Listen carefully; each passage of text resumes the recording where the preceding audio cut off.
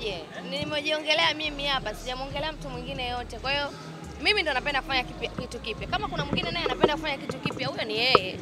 Kwa hiyo mimi ndo napenda kufanya kitu kipya.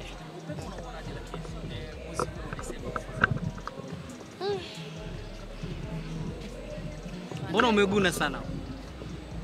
Chini tu. Ndio hivyo tutafanyaje? Lakini alhamdulillah cha msingi tuko hai, tunapumua, tunaendelea kupambana. Tuko sambamba.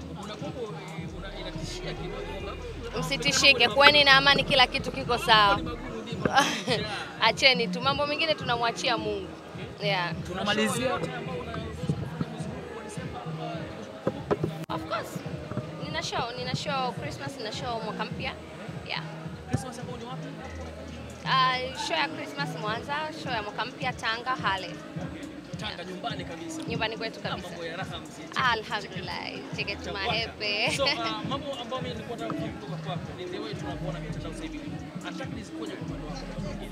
Attack zipo, lakini sasa ni baadhi ya watu wachache tu ambao wanaamua kuweka taharuki kwenye mitandao. Lakini mimi nataka tu kuambia vijana kwamba amani yetu ni kubwa sana. Na amani ni kitu muhimu sana. Tumejaribu kuona kuna katikati hapa amani ilivurugika. Jinsi gani ukikosa amani inakuwa. Tunaona mfano wa nchi za wenzetu ambao wanapitia misukosuko kwa kutokuwa na amani katika nchi zao.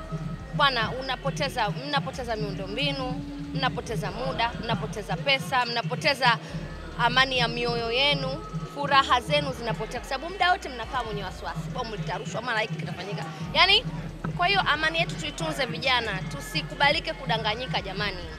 Amani yetu ni bora sana. Tupendane. Watanzania sisi tumekulia katika kupendana na tumefunzwa hivyo. Na ni mfano wa kuiva kwa nchi nyingi sana. Kwa mimi naamini kuna watu wengi wachache ambao wanataka tukutuvurugia amani yetu, lakini mimi naamini Mungu ni mkubwa sana. Funny question. Msemo gani kwa mwaka huu umeukechi zaidi? Nimeokechi. Wahenga hawaamini. Hiyo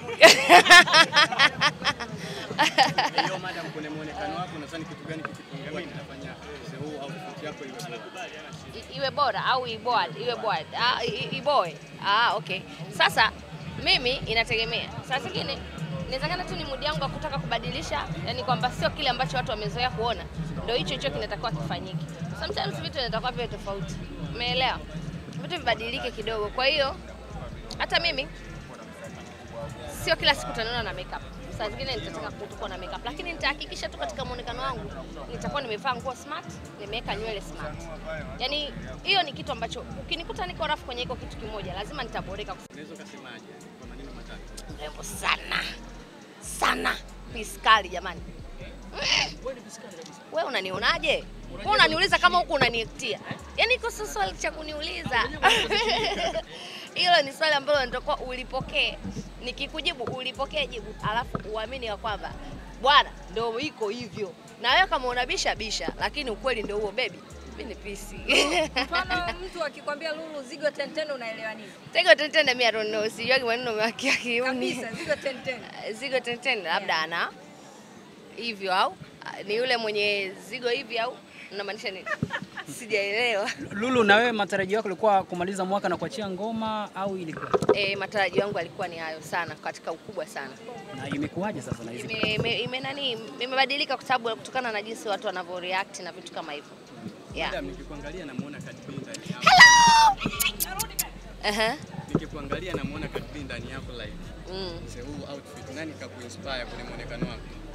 Kwenye muonekano wangu hapana, sija inspire na mtu yote, nimependa tu hii outfit ni vibe. Yeah. Asanteni sana jamani.